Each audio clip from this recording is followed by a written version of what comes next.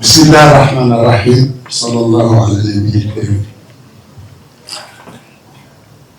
Je voudrais tout d'abord remercier le président du parti SAF pour m'avoir invité à participer aux côtés de ce prestigieux parterre de participants à cet événement.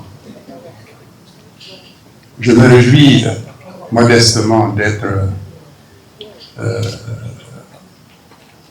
au sein de ce panel, marqué par la présence de celui qui fut mon patron à New York et qui fut également mon patron au ministère des Affaires étrangères où j'étais directeur, et bien entendu dans mes différentes positions en tant qu'ambassadeur de notre pays à l'étranger. Je veux parler du ministre Ahmed Sidi Ahmed, qui a contribué grandement à ma formation de diplomate. Je lui en suis très reconnaissant. Je salue également, bien sûr, la présence de mon ami, le ministre Ismaël Cheikh Ahmed, avec lequel j'ai eu l'occasion également de vivre à New York, lui aux Nations Unies, moi comme numéro 2 de la mission permanente. Je dois m'exprimer sur les opportunités et les défis de la présidence mauritanienne de l'Union africaine.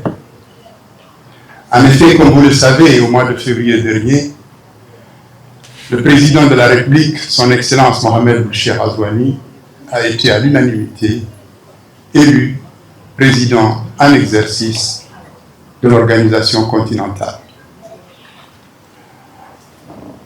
Au-delà de la lourdeur de cette responsabilité, je pense que nous, peuple mauritanien, nous devons surtout être fiers que le président de la République ait été choisi par ses pairs pour diriger l'organisation continentale dans une période particulièrement difficile, aussi bien pour l'Afrique que pour le monde. En effet, la présidence de l'Union africaine, qui dure une année, est très prenante, aussi bien en temps qu'en moyens logistiques. Mais je crois que, au-delà de ces contraintes, le plus important, c'est surtout ce que le président en exercice apporte pour son pays comme rayonnement et comme, n'est-ce pas, la valorisation de cette fonction parmi ses pairs et aussi au niveau international. Bien géré, c'est une responsabilité de laquelle le pays tire grand profit. Aujourd'hui, nous sommes heureux parce que c'est le cas. Le président de la République, qui se trouve aujourd'hui à New York, à son arrivée à la présidence de l'Union africaine, avait un certain nombre de défis qu'il fallait relever. Il y avait des défis d'abord internes à l'organisation, parce qu'il y a toujours quelques petits problèmes, ou même grands problèmes qu'il faut régler. Des défis même au niveau du secrétariat, au niveau de la commission, comme l'élargissement du CPS. Le CPS, c'est le Conseil de paix et de sécurité, qui est l'organe central de l'Union africaine, de la Commission de l'Union africaine. Chaque région de l'Afrique a un certain nombre de pays membres, et la région nord-africaine à laquelle nous appartenons est lésée par rapport aux autres régions, notamment par rapport à la CEDEAO, qui a 4 membres, et la région nord-africaine en a 2. Et tous les autres pays, toutes les autres régions disposent de 3 sièges. Le président de la République a trouvé cette question sur la table de négociation pour un peu équilibrer la représentation au niveau de de ce comité. Je pense que les discussions sont en cours et une réunion avait été d'ailleurs organisée juste après le sommet, peut-être un mois après, pour justement discuter des questions relatives à la meilleure marche de la Commission de l'Union africaine. En dehors de cet agenda interne, je pense que, comme vous le savez tous, le rôle du président en exercice est un rôle de représentation. En fait, l'Afrique s'exprime à travers la voix du président en exercice. Les positions africaines sont relayées par le président en exercice. Naturellement, les résultats obtenus à travers le dynamisme et la force de conviction de ce président-là, je pense, sont extrêmement importants pour le continent et encore plus pour le pays dont est issu le président en exercice. Le président de la République, à son arrivée à la tête de l'Union africaine, a, n'est-ce pas, eu devant lui, dans son agenda, un certain nombre de défis qu'il fallait relever. Il est arrivé à un moment extrêmement difficile. Nous ne pouvons pas lister tout ce qu'il y avait comme défi sur le plan politique, sur le plan sécuritaire et bien sûr sur le plan économique. Oui, pour revenir en arrière, vous savez aussi, il y a un dossier extrêmement important au niveau de l'Union africaine, c'est celui de la rationalisation des partenariats. L'Afrique se réunit avec d'autres régions, mais surtout avec d'autres pays. Donc les 54 États, parfois face à un seul pays. Une volonté de rationalisation est actuellement en cours et le président en exercice, le président de la République, a son leadership a donné des orientations assez claires et assez précises pour que la manière et la méthode et la participation du continent soient revues afin que les choses peut-être soient plus équilibrées.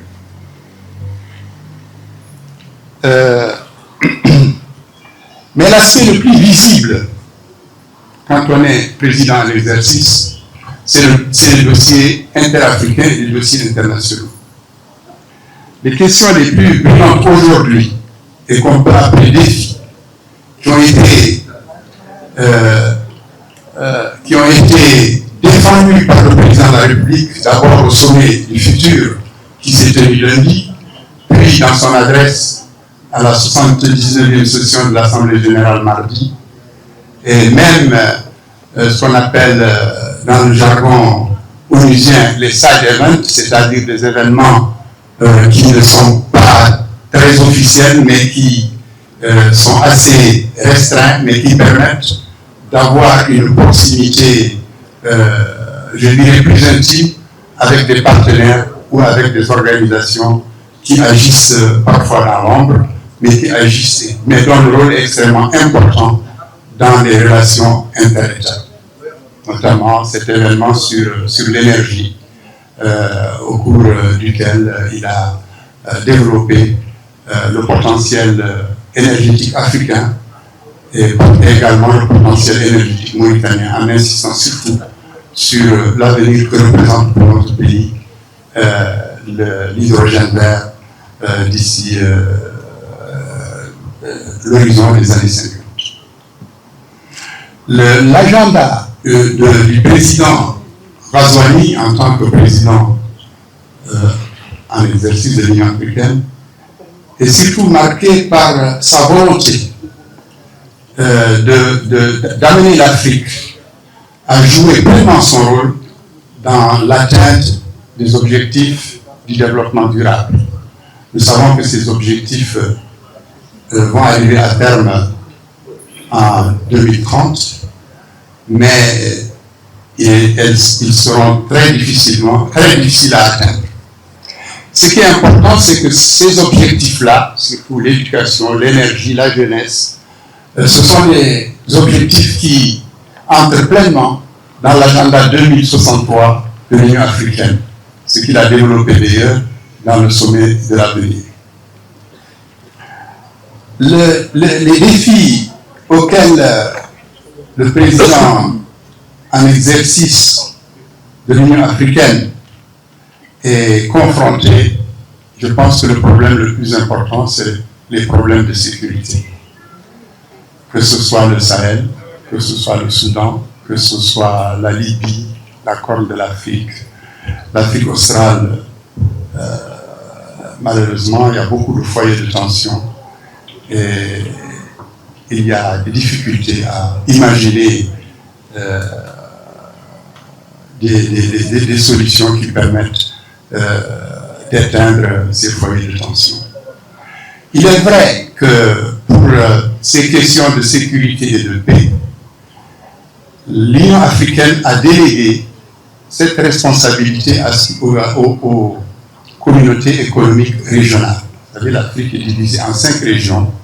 Vous avez la CEDEAO, l'Union du Maghreb arabe, la SADC, l'Afrique de l'Est, l'Afrique centrale. Et pour toutes les questions de sécurité et les questions politiques, la responsabilité a été confiée à ces organisations régionales, mais bien entendu, les chefs d'État, sous l'impulsion du président en exercice, suivent ce que font ces organisations. Surtout parfois, comme on dit au niveau régional, il y a ce qu'on appelle les suspensions automatiques dès qu'il y a une rupture de constitutionnalité. Et parfois peut-être, bon, on ne peut jamais dire qu'une rupture de constitutionnalité qui se fait par la force est défendable, mais le continent est amené à imaginer des solutions qui permettent, n'est-ce pas, d'avoir des pays stables où il n'y a pas de rupture de constitutionnalité. Sur toutes ces questions, et notamment dans toutes les régions où il y a des difficultés, le président de la République a tenu à s'entretenir avec les régions concernées pour donner ses idées et valoriser aussi l'expérience mauritanienne dans sa politique en matière de sécurité et sa politique, n'est-ce pas, en matière de règlement des crises. Mais bien entendu, c'est une tâche de longue haleine et le mandat à la tête de l'Union africaine dure 1 année. Nous sommes déjà à 6 mois du prochain sommet. Il est très difficile que ce soit une œuvre achevée. On met toujours sa brique pour construire quelque chose de durable. Mais je crois qu'on retiendra en matière de paix et de sécurité, conformément à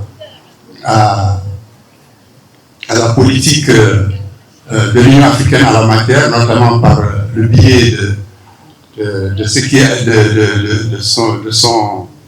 de l'architecture africaine pour la paix et la sécurité, APSA, bon, c'est l'acronyme anglais, qui essaie un peu de travailler avec les régions pour le règlement des conflits et qui, par son organe principal, c'est-à-dire le CPS, essaie de travailler à la mise en place d'une réflexion et des modalités de prévention des crises et bien entendu des modalités de règlement de crise et même des modalités post-crise.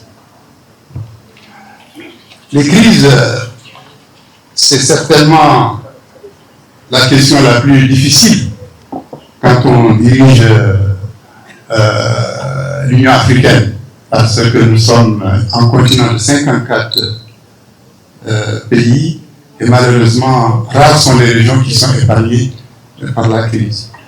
Mais le président de la République, dans sa politique, il a toujours dit que l'Afrique doit s'approprier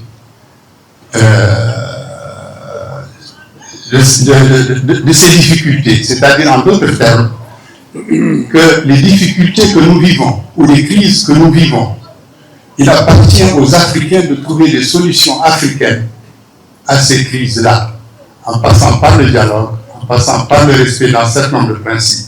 Mais bien entendu, il n'exclut pas la participation des États non régionaux, parce que pour lui, la coopération internationale reste un credo qui permet, n'est-ce pas, de développer des relations amicales entre les États. L'un des défis les plus importants du mandat du président de la République est certainement la question du réchauffement climatique. Aujourd'hui, nous vivons tous, il n'y a aucun pays au monde qui soit épargné par les changements climatiques. Ce sont les inondations, ce sont les feux de brousse, ce sont les ouragans, ce sont les... On ne peut pas, c'est extrêmement difficile. La situation est très très difficile. Et le président de la République a pris en charge ce dossier clairement dans ses interventions aux Nations Unies, dans ses rencontres bilatérales, parce qu'il a rencontré un certain nombre de chefs d'État, mais surtout un certain nombre de responsables des organisations internationales pour défendre et marteler la position africaine sur ces questions. Parce qu'il n'est pas normal qu'un continent qui produit 3% des gaz à effet de serre soit le pays qui, n'est-ce pas, aujourd'hui, qui ressent, soit le continent qui ressent le plus les effets du réchauffement climatique.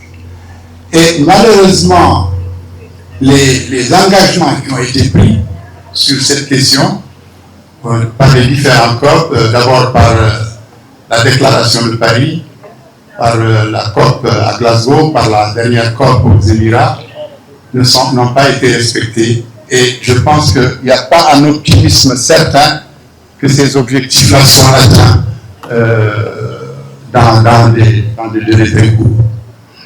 Et bien entendu, on verra bien ce qu'il adviendra de la prochaine COP qui va se passer à Bakou au mois de décembre prochain. Le président de la République a aussi une opportunité, qu'on pourrait dire, exceptionnelle. Parce que pour la première fois, l'Union africaine va participer au sommet du G20 qui se passera au Brésil avant la fin de l'année, probablement au mois de novembre, où l'Afrique a aujourd'hui un siège comme membre à part entière du G20. Parce qu'habituellement, l'Afrique était invitée comme un certain nombre de régions, mais maintenant l'Afrique détient un siège donc il est membre à part entière. Et bien entendu, la valeur et la parole d'un membre à part entière est forcément plus forte que celle d'un invité. Parce que l'invité a certaines choses qu'il ne peut pas dire. Il y a également la grande question dans laquelle je pense qu'il y a un défi majeur pour l'Afrique. C'est la réforme du système international, et notamment la réforme du Conseil de sécurité. C'est un débat qui dure depuis plus d'une trentaine d'années. J'ai eu la chance d'être aux côtés de l'ambassadeur Ahmed Sid Ahmed dans différentes rencontres à New York pour, n'est-ce pas, parler de cette question. Beaucoup de structures formelles et informelles avaient été créées, bon, le cercle des amis du secrétaire général, etc., etc. Mais c'est une question qui se pose depuis une trentaine d'années et qui, malheureusement, même s'il y a une évolution positive, n'est pas sur le point de s'arranger. En effet, il y a quelques années, je pense que dans le revers de la main, on disait non, c'est pas un sujet important, on n'a pas besoin d'en parler.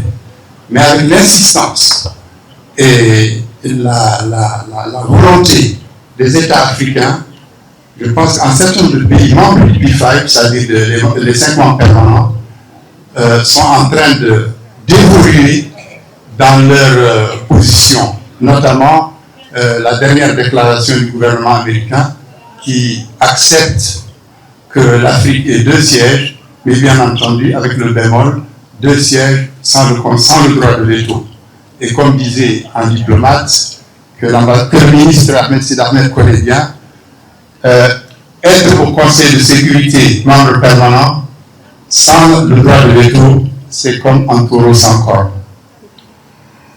Donc cette question restera encore à l'agenda. La position africaine est claire. L'Afrique veut 2 sièges. C'est ce qu'on appelle le consensus des îles réunies. C'est ça. 2 sièges permanents avec tout ce que ça donne comme devoir, et bien sûr pouvoir et devoir, et 2 sièges non permanents. Et bien entendu, les autres régions aussi se battent pour que cet élargissement les touche. Mais nous, ce qui nous importe, c'est que l'Afrique puisse être, la position africaine puisse être prise en charge. D'autant plus que 90% des questions qui sont débattues au Conseil de sécurité concernent l'Afrique. Il n'est pas normal que l'Afrique ne soit pas présente dans cette structure. Bon, il y a encore 2 ou 3 choses que je voulais dire, mais je suis obligé de conclure. On m'a fait signe que le temps m'est compté. En conclusion, je pense que nous devons retenir, c'est que la présidence en exercice de l'Union africaine qu'assume le président de la République pourra certainement en février prochain, Inch'Allah, être considérée comme une présidence qui a réussi. En ce sens qu'il aura rencontré les plus grands dirigeants de ce monde, qu'il aura participé aux plus grands forums et conférences internationales, qu'il aura, n'est-ce pas, qu'il aura défendu, comme on dirait, bec et ongle, les intérêts de l'Afrique. Mais le mandat ne dure qu'une année. On ne peut pas en une année terminer tout ce qu'il y a à faire. Mais son successeur, certainement, sera satisfait parce qu'il lui aura laissé quelque chose. Je vous remercie.